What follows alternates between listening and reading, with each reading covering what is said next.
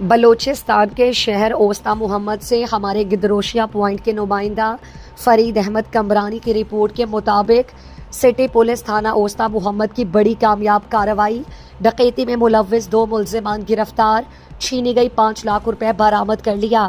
تفصیلات کے مطابق ایس ایچ او پولیس تھانہ سٹی اوستا محمد، انسپکٹر عبدالرؤف جمالی، سب انسپکٹر حضور بخش جمالی، انچارج 15 ASI صدام حسین بھٹی اور پولیس ٹیم نے پیشہ ورانہ مہارت، انتھک محنت اور جدید طریقہ تفتیش اپناتے ہوئے 29 مارچ 2025 کو مرانی شاپ میں ہونے والی ڈکیتی کی واردات کا سراغ لگا لیا۔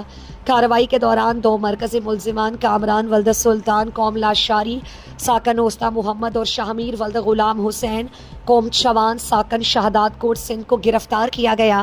پولیس نے جرائم پیشہ افراد چاہے کتنا چالاک ہو لیکن وہ قانون سے بچ نہیں سکتا۔ سٹی پولیس نے ہمیشہ ڈاکوؤں کے خلاف کارروائی کی ہے، لہٰذا شہریوں کو چاہیے کہ پولیس کی حوصلہ افزائی کریں۔